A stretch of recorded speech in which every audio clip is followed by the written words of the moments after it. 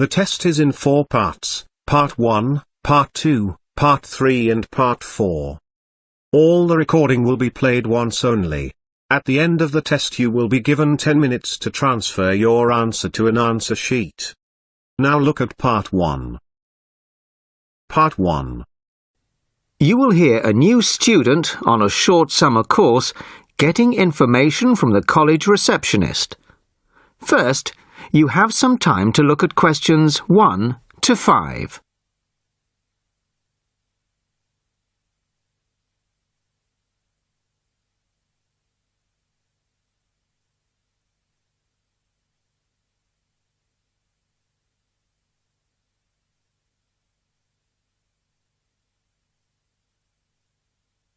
Now the test will begin. You should answer the questions as you listen, as you will not hear the recording a second time. Listen carefully to the first part of the conversation and answer questions 1 to 5. Sorry to keep you waiting. Okay, here's the information you need. On the first page, there's some info about the college, the facilities, the courses on offer, etc. Then, on these blue pages here, there's an outline of the social activities. You see there, okay? Yes. Now, this part of the booklet here, the yellow pages, that's the main program starting at 9 a.m. tomorrow. 9 a.m., okay. So all the new students will be gathering in Herville Hall at 9 o'clock. Sorry, where? Herville Hall. I'll spell it for you. It's Hervill, and then Hall for hall, of course. It's the big white building by the entrance. Okay, I've seen it. Right. Anyway, you'll be in there for an hour. First, the Director of Studies will explain the various courses we offer and the requirements for them. Then for the second half hour, the social organiser will tell you more about the social program and Saturday excursions. Is that all clear? Yes, I think so. Then where do I go after that? Yes, okay. After the talks in the hall, there's a break. And then at 11:15, go to classroom 4 to have a placement test. 11:45. This placement test is to find my level in English? Exactly. Then, after the test, all the new students are invited to a special welcome lunch. In the cafeteria? No, not for the welcome lunch. It's in a restaurant near the school, an Indian restaurant. Oh, okay. I don't think I've ever tried Indian food. Do you like spicy food? Yes, I do. Then you'll love Indian. Before you hear the rest of the conversation, you have some time to look at questions 6 to 10.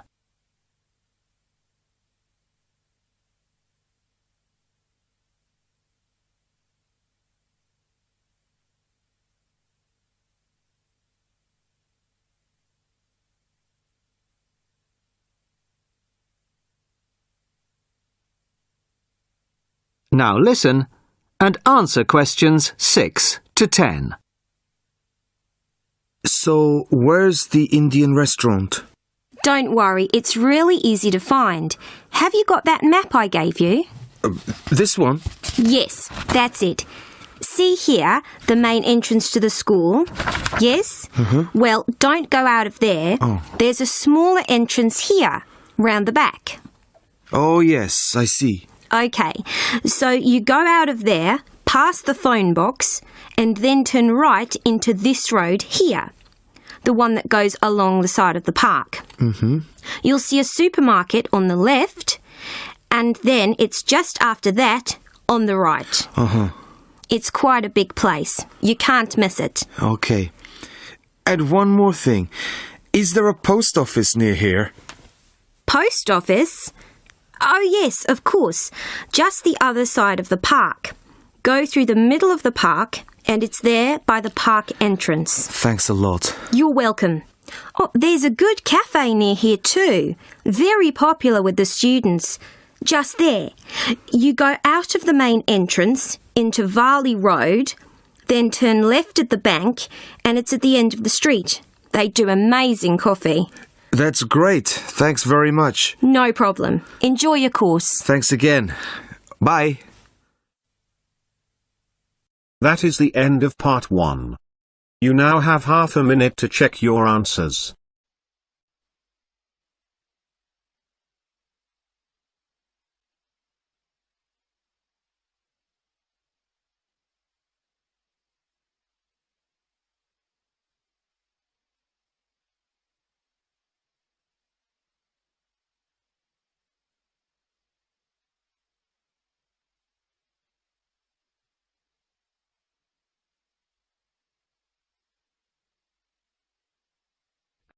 Now turns to part 2.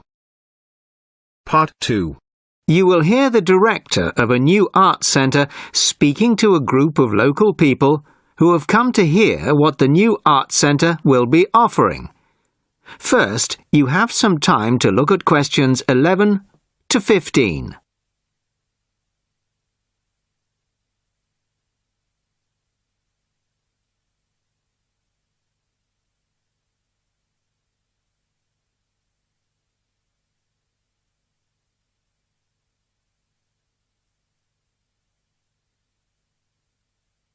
Listen carefully to the first part of the talk and answer questions 11 to 15.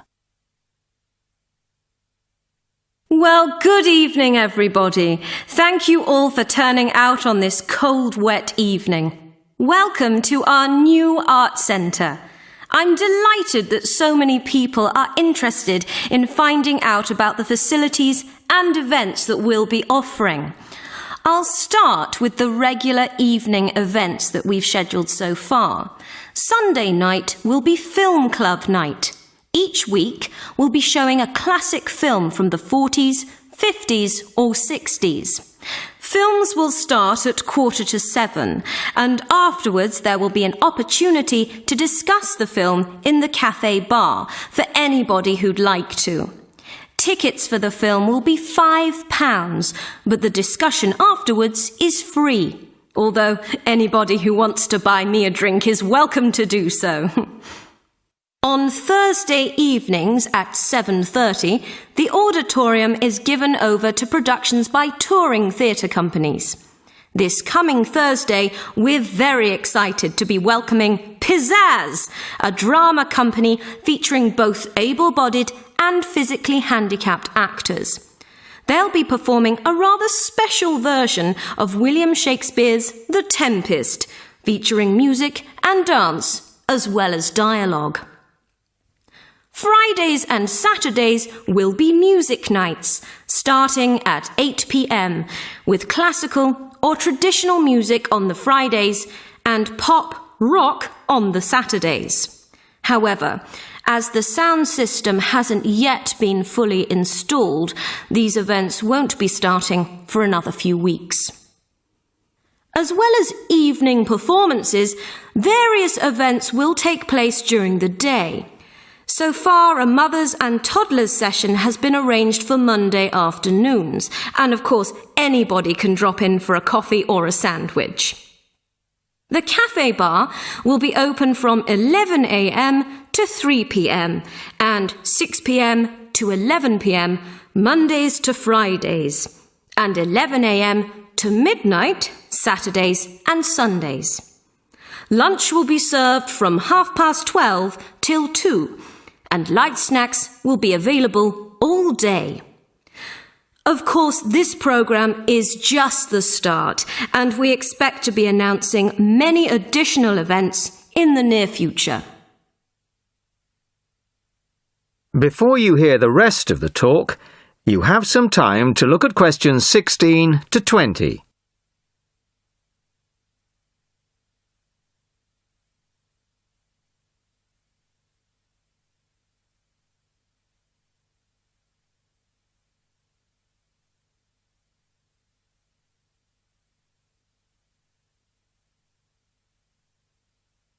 Now listen and answer questions 16 to 20.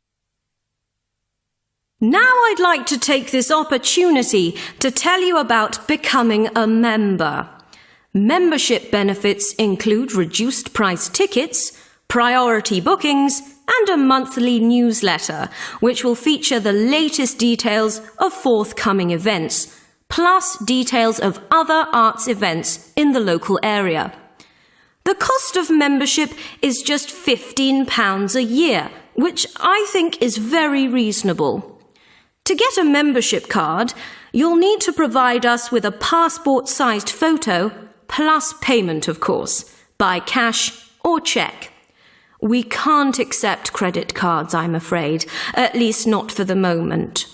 We hope to have credit card payment facilities available in the not-too-distant future.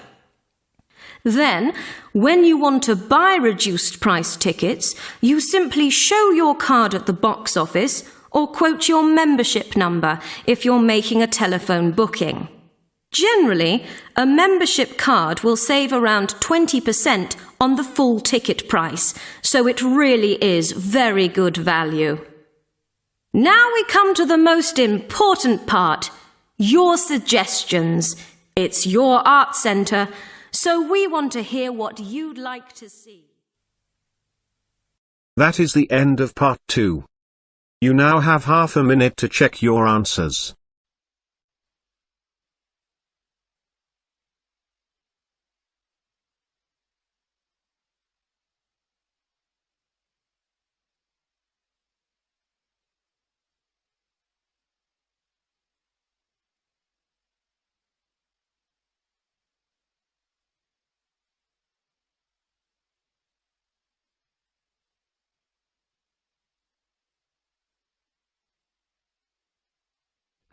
Now turns to part 3. Part 3. John has applied to train as a teacher and is being interviewed.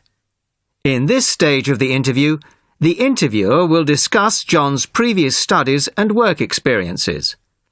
First, you have some time to look at questions 21 to 25.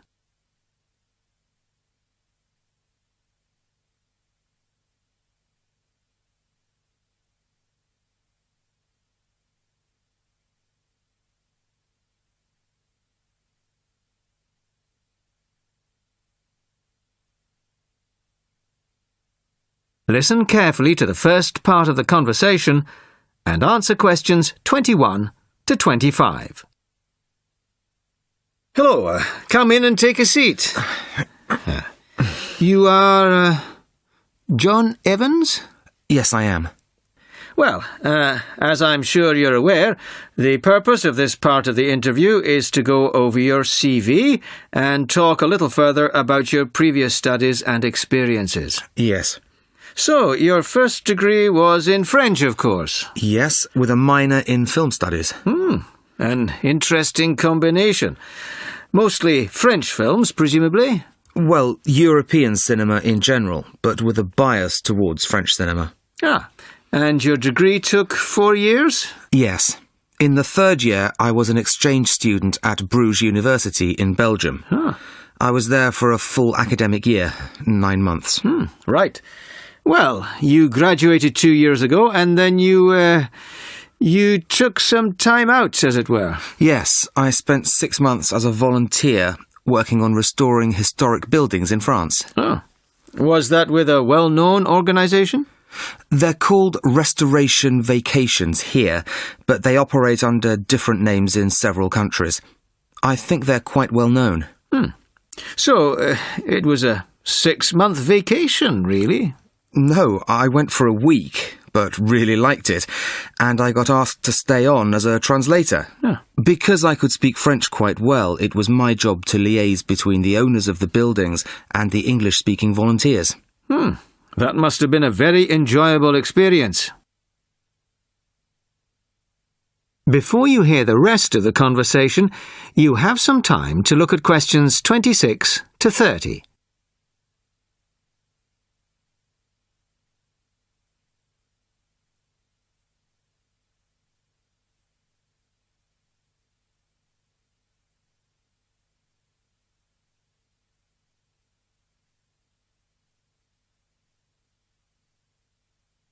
Now listen and answer questions 26 to 30.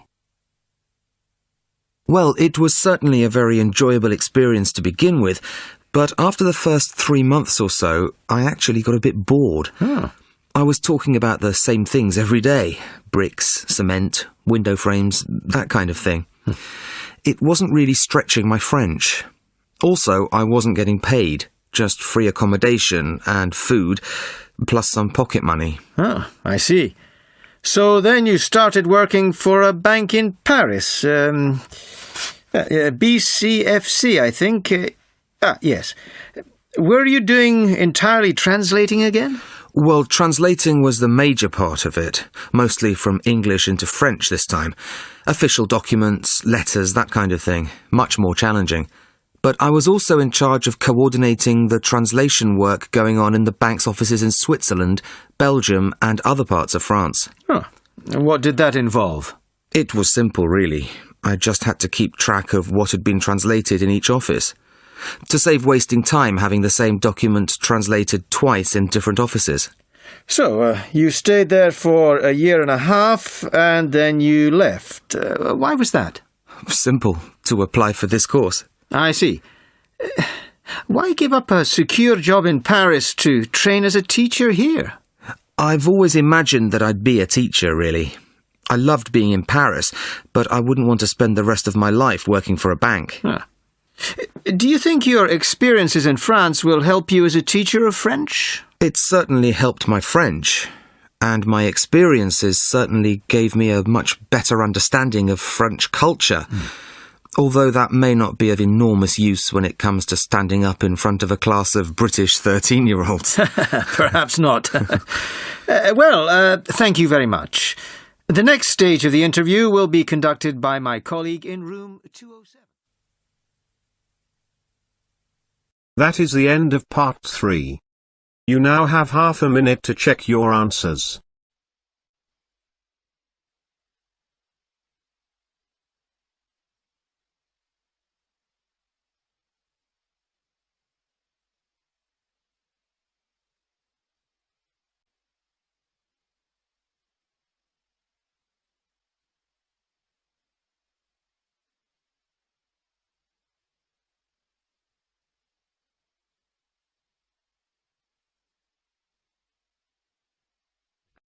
Now turns to part 4. Part 4. You will hear a talk about the Kentish pipe, a 17th century musical instrument. First, you have some time to look at questions 31 to 40.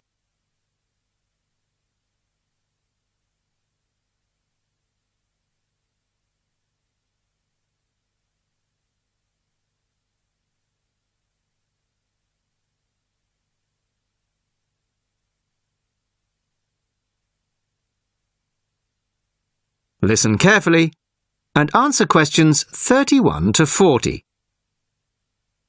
Good evening. I'd like to introduce Geoffrey Rourke of the Early Music Foundation. Geoffrey has recently restored a genuine 17th century Kentish pipe and, as you all know, will be giving us a recital on it later this evening. But first, he's kindly agreed to talk to us about this exciting and little-known instrument. Thank you very much. I'd like to begin, if I may, by talking to you about the rather unusual construction of the Kentish pipe. The main part of the instrument, as you can see, is a long, straight wooden tube, which we call the chanter. This one is in beech wood, but other woods were used. At one end there is the air bag. This rests under the arm of the player, like this. The blowpipe that inflates the airbag is quite long and bends round the front of the body to be inserted in the mouth of the player, like this. You see, the flexible nature of this tube is a unique feature of the Kentish pipe. In my restored version here, the blowpipe is, I'm sorry to confess, made out of plastic. In the original version, it would have been made out of leather using an elaborate stitching and waxing technique. However, the skills required to do this have now been lost. Good old plastic was the only alternative we could come up with. The airbag is obviously a modern replacement too. This time, it is made out of leather, and as far as we can be certain, is likely to be pretty much identical to the original. A particularly soft and supple yet strong leather is required. Ordinary shoe leather would start to crack in no time. The main pipe, or chanter, is original, of course, as its rather battered appearance makes obvious, I would imagine. But it still sounds pretty good after nearly 400 years.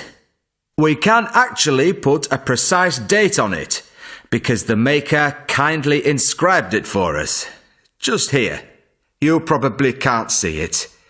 JD, the maker's initials, and the date 1634.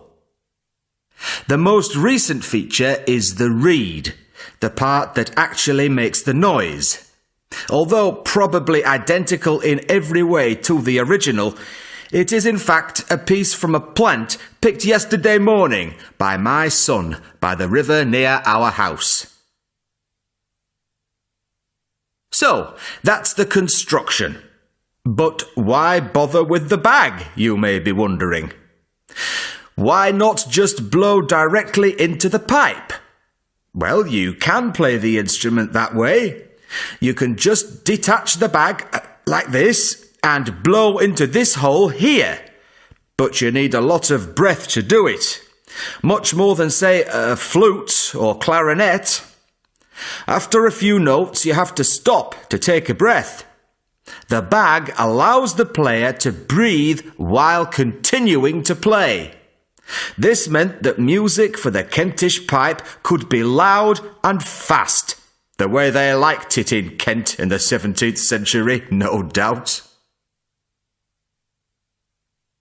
So, we have the pipe, but unfortunately, we don't have the music. Not a single piece of music written specifically for the Kentish pipe has been found. Luckily, some of my colleagues from the Early Music Foundation have adapted some traditional music from the period for the Kentish pipe, and we hope this will closely reflect the impression performances on the original instrument would have made. During the recital, I'm also going to play some modern pieces, ranging from rock to classical. And I hope you'll agree with me that the instrument can bring its own special character to familiar tunes. Well, thank you very much for that. And I'm sure we're looking forward very much to hearing you play it after the break. That is the end of part 4. You now have half a minute to check your answers.